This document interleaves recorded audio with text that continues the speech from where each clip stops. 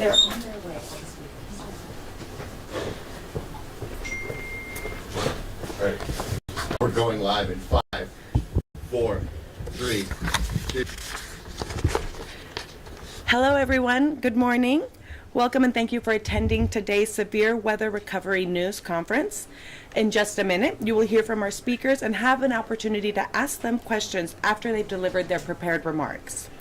This news conference is being simulcast in Spanish on ATXN's secondary audio program, the SAP channel, on TV, as well as online on ATXN3. Real-time Spanish closed captions are available on ATXN via the closed caption channel 3 and on the live stream and the app via the drop-down menu. We have a representative available to provide you with Spanish language interviews after the news conference concludes. Buenos días, hola a todos. Bienvenidos y gracias por acompañarnos hoy en esta conferencia sobre la recuperación de la tormenta severa de anoche. En un momento escucharán a nuestros oradores y tendrán la oportunidad de hacerles preguntas una vez que hayan compartido sus comentarios sobre el asunto. Esta conferencia de prensa también se está transmitiendo en español simultáneamente en el canal de televisión SAP de ATXN y en línea en ATXN3. Subtítulos en español están disponibles en tiempo real en ATXN a través del canal 3 de subtítulos y también en línea y en el app a través del menú desplegable de subtítulos. Tenemos un representante presente para ofrecerles una entrevista en español ya que haya concluido la rueda de prensa.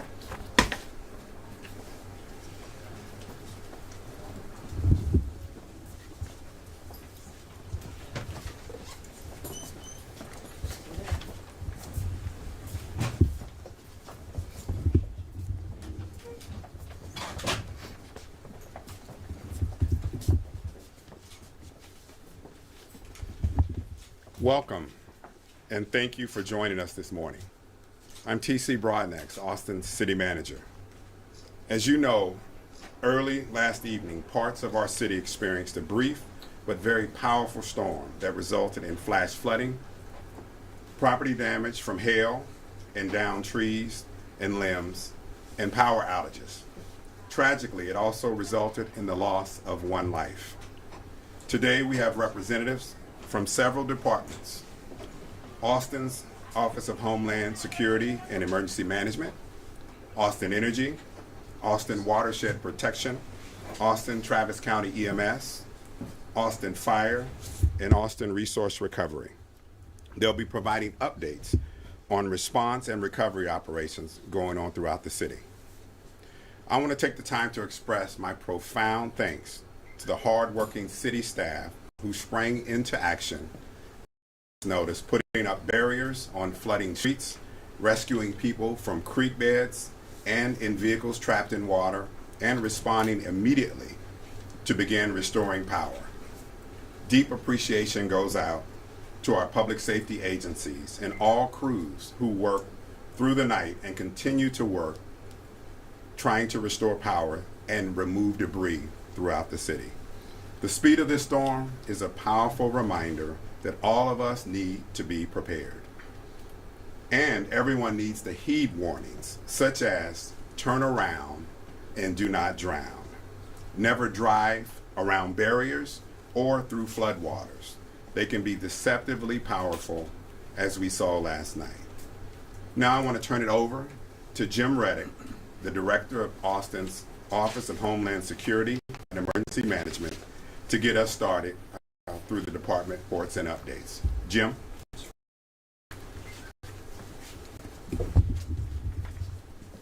Thank you, Mr. Manager, Mayor Pro Tem, for your support and for your leadership. My name is Jim Reik, Director of Homeland Security and Emergency Management.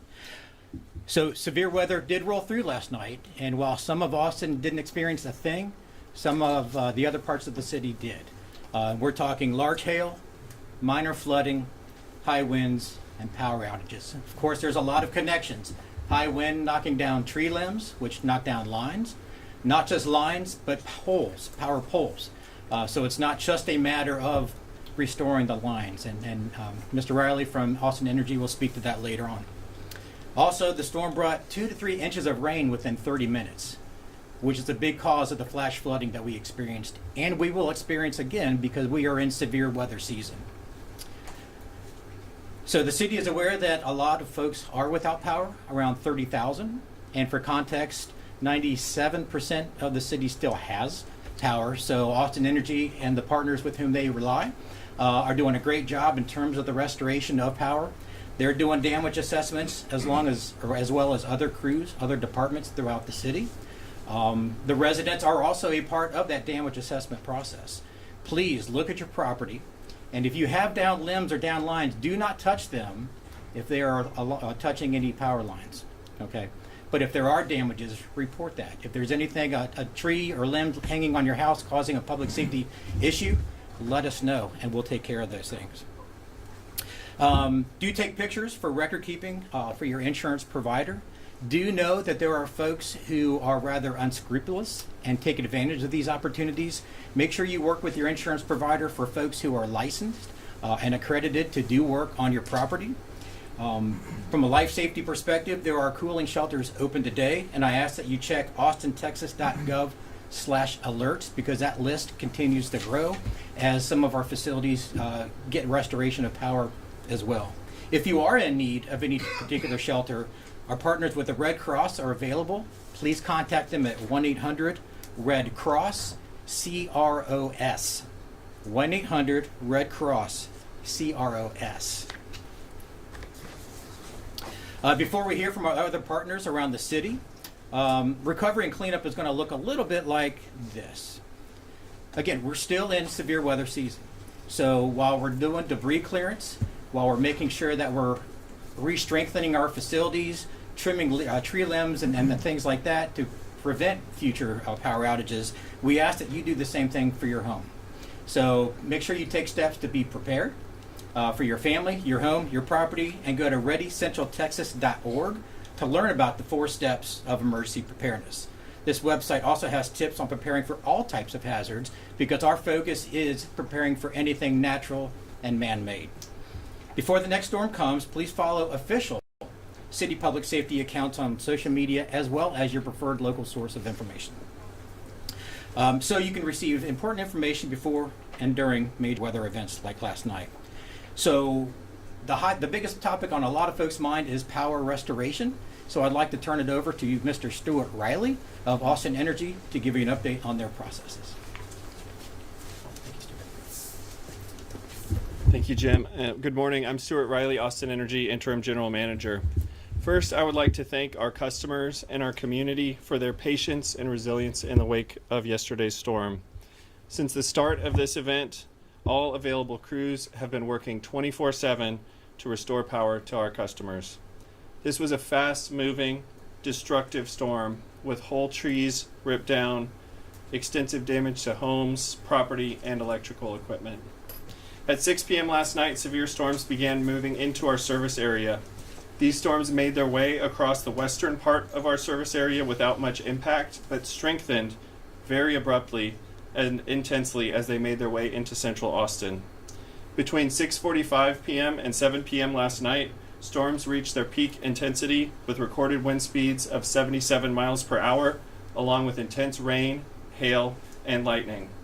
At the peak of this outage incident, 72,500 Austin Energy customers were without power.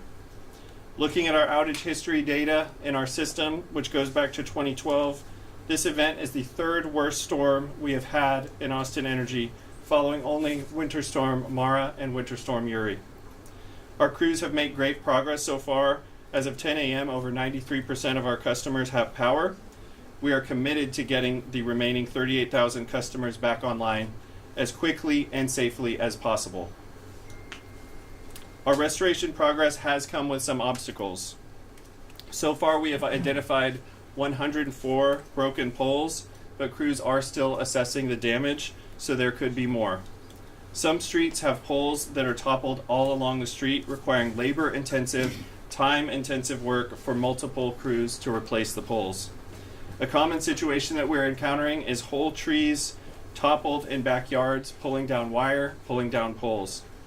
Because the damage we're seeing is so substantial, Outage restoration activities are expected to extend for multiple days. There is currently no estimated time of restoration. We have damage assessors who are patrolling our service area now, and we will provide additional information once those damage assessments of the system are complete. When it comes to restoring power, we take a phased approach. There are 3 main phases to our restoration operations. Currently, we are still in phase 1. In phase 1, the utility focuses on restoring power to critical life safety, public safety facilities, getting power back on to hospitals, emergency call centers, critical communications equipment, and also during phase 1, we look at getting power back onto the main lines of the circuits. An outage on the main line will cause power outage loss to all customers on that circuit. So that's why we focus on the main lines first. Doing so allows us to identify additional work that might be necessary as that main line branches out into the neighborhoods, and those further outages beyond the main lines can affect multiple customers. Also, as part of phase 1, we are gathering more detailed assessments of the damage. For phase 2, Austin Energy prioritizes outages affecting the largest number of customers. And in phase 3, Austin Energy is focused on the remaining smaller outages. These are often more complex and more time consuming, which can take hours to complete those types of outages and restore only 1 or 2 customers at a time. So with such drastic impact to the system and the community, Austin Energy has called for mutual aid from our neighboring utilities. This assistance will be crucial in providing us additional crews to support repairs and power restoration. We have more than 200 mutual aid crew members on their way to help with restoration and tree trimming arriving this afternoon.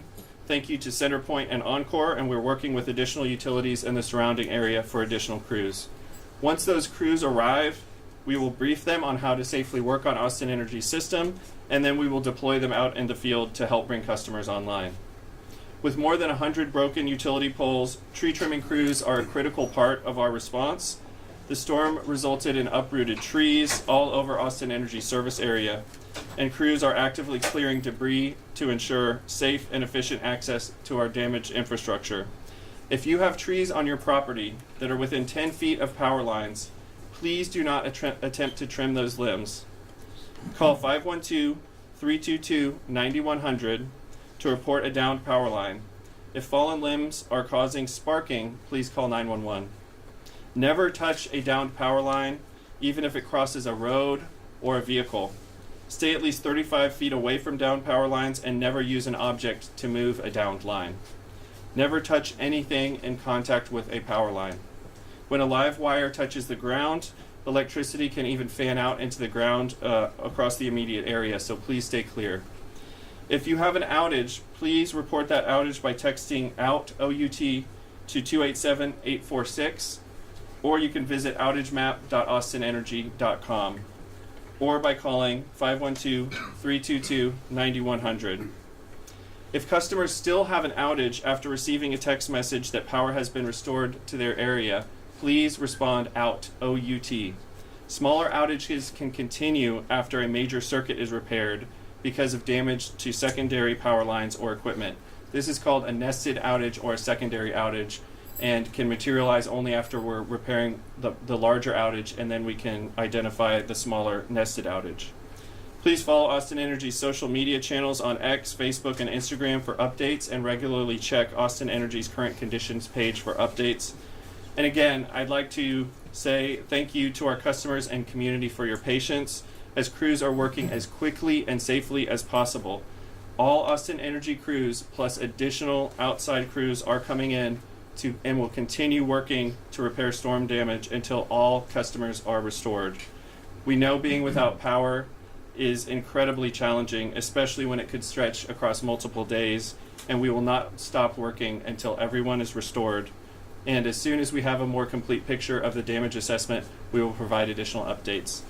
And thank you. I will pass the floor to Richard McHale from Austin Resource Recovery. Good morning. My name is Richard McHale. I'm the Director for Austin Resource Recovery, and I'd like to give you an update on Austin Resource Recovery's actions since the storm rolled through. ARR crews start early morning, going to some city facilities. able to get that material cleaned up and removed. Currently, we are doing a damage assessment, so our crews are going around the city and evaluating damage. As Interim Manager Riley said, the storm predominantly hit kind of north of the river and kind of east of Mopac, so we're seeing most of the damage in that area at this point, but we're still doing those assessments. So for our customers that were impacted, we do have the following request that if you do have small branches and yard trimmings and leaves that have come down, to go ahead and place those in your green composting cart and set that out next to your trash on your regular collection day. If you have additional materials, you can put those in bags or additional containers. We normally have a limit of 15 containers, but waiving that in this circumstance just to allow you to put more material out there. If you have larger branches and tree limbs, we ask that you call 311 to request a collection due to the severe weather, and ARR crews will go out there and make those assessments, and then we will have crews that will go out there and start doing those collections. While there's currently no changes to our regular collections, we would ask that customers get our Austin Recycles app at austintexas.gov/myschedule. They can get that app, and this gives us regular updates to you on any changes that you might experience in service collections. Also, if you've experienced any flood damage, go ahead and call 311 as well. We will go ahead and ARR will assess those calls as well to remove any items that may be damaged because of flood debris. And with that, I will go ahead and turn it over to John Beachy with Watershed Protection.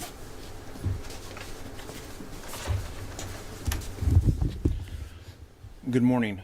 John Beachy, Interim Assistant Director with the Watershed Protection Department. As many of our colleagues have shared here, we experienced up to 3 inches of rain fell within the watersheds of north of the Colorado River. This resulted in rises in our local waterways, and we experienced localized issues with our drainage systems. Watershed crews are currently assessing conditions and clearing debris in our drainage system and waterways, and we ask the community to help by calling 311 to report any flooding or drainage and debris related issues.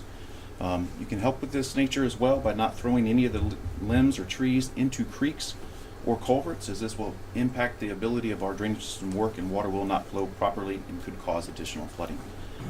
With any additional rainfall, please stay off the roadways. If you have to travel, you can check atxfloods.com for real-time road closure information, and we encourage the community to visit atxfloodsafety.com for information on how to stay safe and be prepared before, during, and after a flood occurs.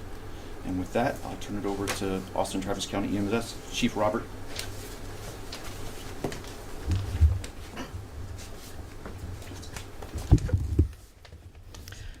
Good morning, Robert Lukritz, Chief of Austin Travis County EMS. First and foremost, I just want to thank all of our public safety individuals, from our medics at EMS, our firefighters with the Austin Fire Department, our police officers with the Austin Police Department, for all of the hard work and dedication that they perform each and every day, but particularly last night as they responded to this storm in an extraordinarily professional manner, and truly were out there making a difference. Starting around 6:45 p.m. last night, our communication center received a surge of 911 calls ranging from water rescues as well as power outages and their related medical concerns, as well as traffic collisions. Most of those incidents came in the span of less than an hour, where we saw almost a 35% increase in call volume. We responded with our public safety partners across the county to 9 water rescue calls, which ranged from people in vehicles taking on water, pedestrians that were swept away by fast-moving currents, and others. All of our individuals, all of our medics that were out there in the community worked alongside our public safety partners to perform bravely in the various actions that they did in the evening.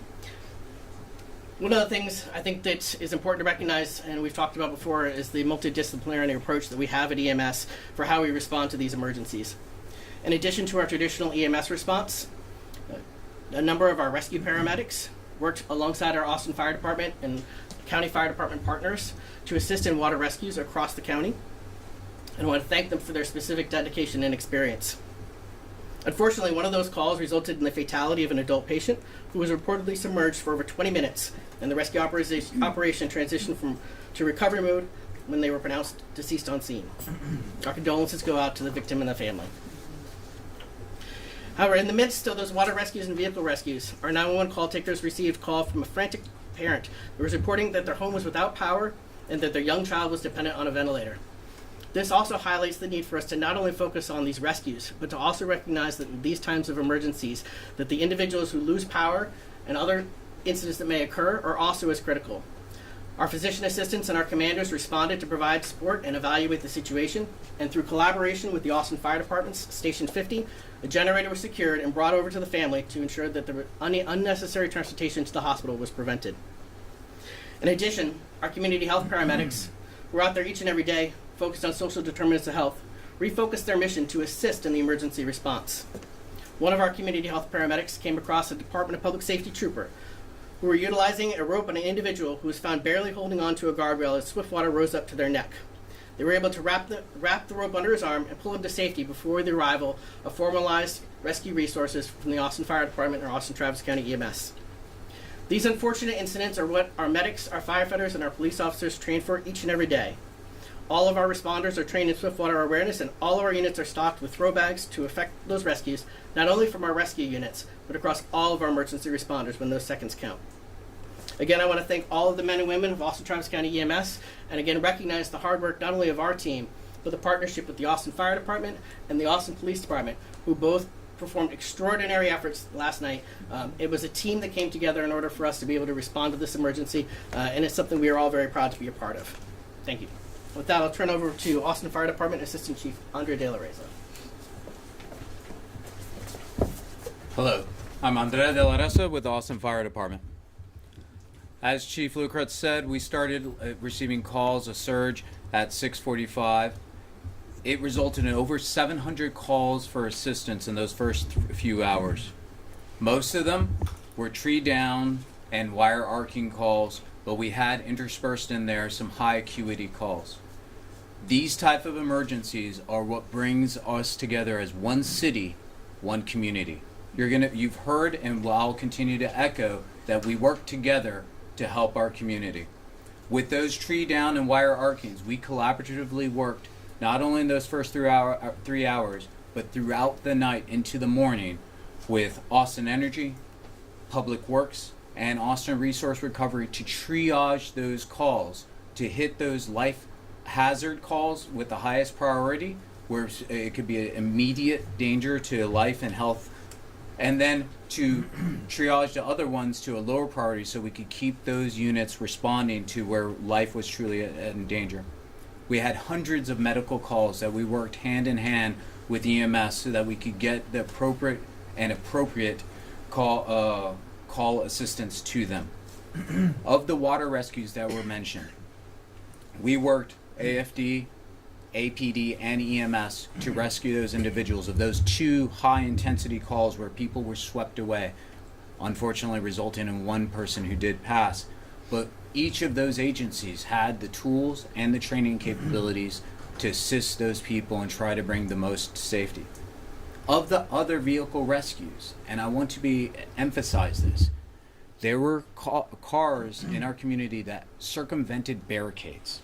They went around barricades into what seemed like calm, still standing waters. Those resulted in our emergency crews having to go in and rescue. They are not still.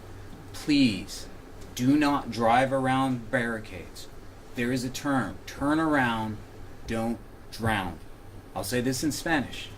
Si la calle está bloqueada, por favor, no manejar por los lados allá. Es mejor regresarse de ahogarse. It is critically important that we are not contributing to more emergencies as we do that. Our crews worked hard throughout the night and continued into the morning, and we will continue to work side by side, our city partners and our community, to return our community to where it needs to be and be prepared for the next emergency. Thank you. I'll turn on back to Director Reik.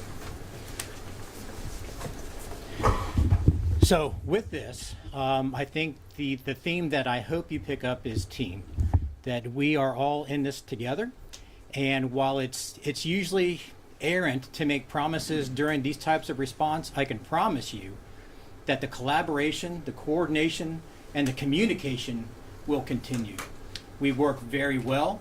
again, from the onset last night through today, and we will continue to work as a team and make sure that we do all we can to keep the community informed, and also work with you moving forward to make sure the city remains prepared for future incidents. With that, we will open it up to a couple questions. Yes, sir. Last night we had a reporter at Spicewood. He said despite multiple 911 calls, there was no barricade to block a submerged road, and drivers kept driving through, getting stuck. Why was there no barricade at this road? Barricade? Oh, go ahead, sir. Jim Dale, Deputy Director for Transportation Public Works. We're going to need to check into that specific location. Our crews were out there setting up barricades at a number of locations. We'd have to check into that specific location. And for the fatality that happened, were all the water rescues in a similar spot, or kind of spread out throughout the city? Chief, you want to answer? Go ahead. That particular fatality was up on West North Loop Drive. And in terms of the locations, they were focused mostly in the northern part of the city, where the storm came through. Is this the first death in recent years from flash flood events? And what's the state of the second person who had to be rescued? I'm sorry, say that again? Is this the first flash flood death in recent years? And how is the second person doing that was involved in I'll let you take that. high acuity rescue?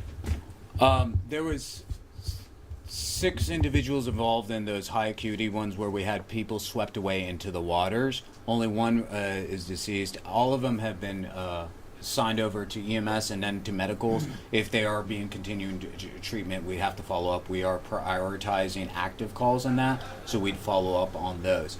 As to the status of past flash floods, Austin that's one of our major natural disasters in this area is flash floods, and we often have people who find themselves in dangerous situations, and that can happen. It is unknown if we have other ones that just have not been reported. This is what we reported to, and we were able to respond to. We are continuing to search the areas and look at areas and follow up on any further calls. If you have loved ones that you do not know of where they are, please call, and we will work to make sure that we are checking for those, accounting for all people. I have a question for Austin Energy. Betty Cross with CBS Austin. You mentioned that you felt like downed trees played a significant role in the power outages. Where does Austin Energy stand now in terms of meeting industry standards? Thank you for the question. I think it's important for us to distinguish between our ongoing vegetation management work, which focuses on having clearance from power lines and tree limbs, but there's no amount of vegetation management that can account for a 40 or 50 foot tree uprooted. So in this case, really what we're seeing out there, vegetation management, ongoing tree trimming efforts would not have solved for what we're seeing out there on the system now. Right now, it's entire trees that have fallen over versus just your typical day-to-day, a tree limb grows in the spring and it might grow into a power line. That is what our vegetation management efforts are focused on. In terms of the progress that we're making, we moved back to an industry standard in 2021 with hiring additional crews and making more progress, making more headway on our clearances and our vegetation management.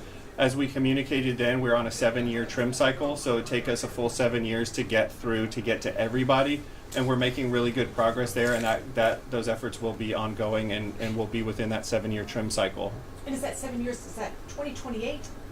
Yeah, that's correct. 2028, you'd be there. We'd be fully around on our 7-year cycle to cover the entire city to those industry standards. And I have another question for EMS. I guess at EMS or fire, one of y'all mentioned that everybody who really was kind of in harm's way went around a barricade. Is that correct, or did I misunderstand? That is not what I intended. If I did say that is not correct. We have people who found themselves, this was a rapidly moving event, that the water around there. We have reports, and we did rescue people who did go around barricades. But as was reported, there might have been some streets that we did not have the time or the resources to get to set up barricades, temporary, or even tape those off. We had some people who went around. There's surely some people who were found in places where there were not barricades. And at night, it can be difficult to see that. But once again, we encourage everyone, if there is even what looks to be only 1 or 2 inches of water on the road, don't trust it. That could, in fact, be a foot and a half of water. It only takes 6 inches or less to move some vehicles depending on the flow rate of those waters. So it's critical, even if there's not a barricade, if there's water on the roadway in storms like this, please turn around, don't drive. I have a quick question for Austin Energy, just to verify. 97% has been restored, and 30-something thousand is still without power. Just tell me those I believe right now we have, well, as of 10 o'clock, when I last looked at the numbers, we had over 93% of our customers with power, and we still had 38,000 customers who do not have power. At the height of the storm, we had over 72,000 customers that did not have power, and we've been restoring. And during the course of that, we restore some customers. There may be additional outages, and we work our way through going from largest to smallest outages and going from the oldest outage to the newest. Got it. Thank you. I appreciate it. I have a question. So we received several warnings yesterday in terms of weather, right? So was there really a tornado in or around Austin yesterday? Does anyone can confirm that? I can't confirm that yet, but we'll reach out to our partners with the Weather Service to see if they've actually made that determination. But we have not received that report. Another question for Austin Energy.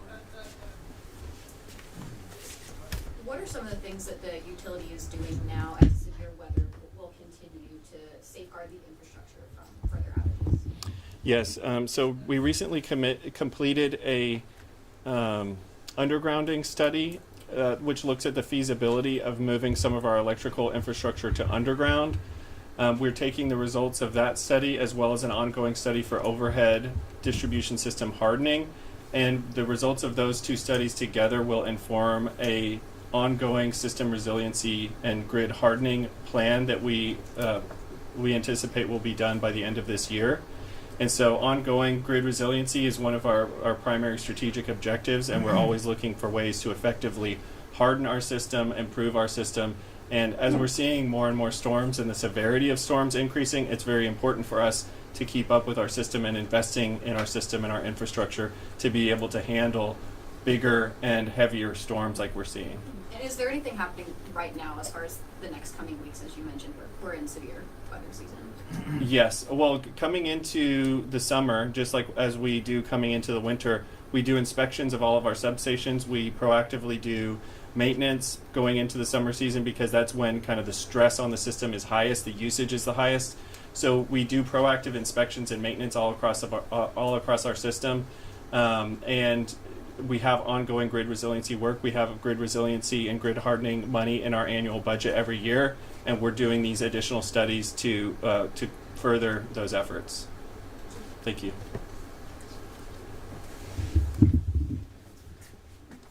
Are there any other questions? I see the Homeless Strategy Office is here. Is there anything you want to say about the unhoused community and how they were able to hold up in the storm?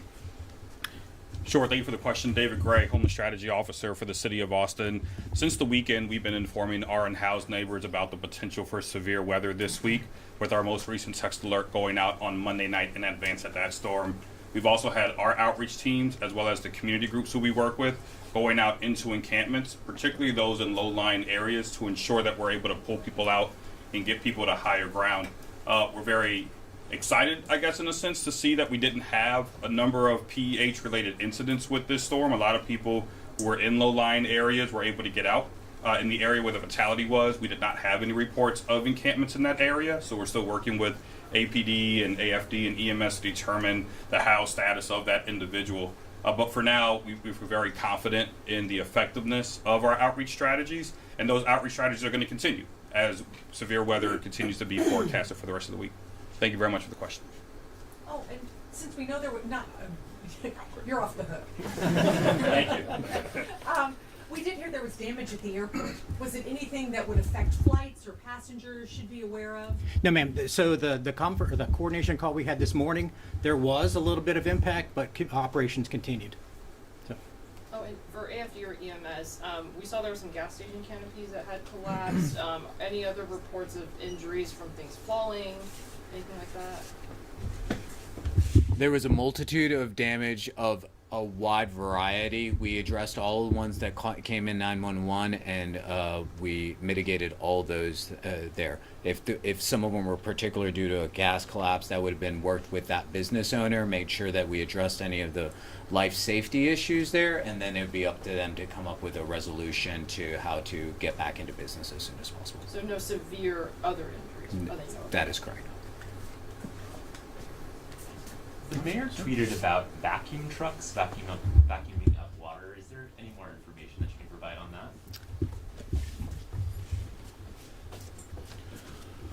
The Vector trucks or vacuum trucks are standard pieces of equipment that we use in the drainage maintenance industry, and they were deployed last night to help alleviate some of the clogged drain systems in and around the areas in North Austin.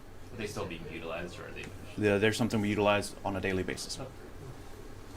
Thank you all for attending. That's all we have time for today.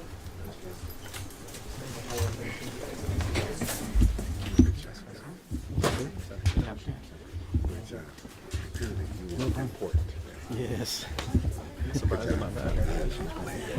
No, I thought all the questions would be crazy. They were.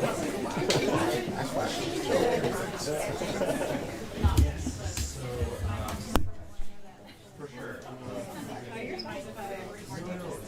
All night.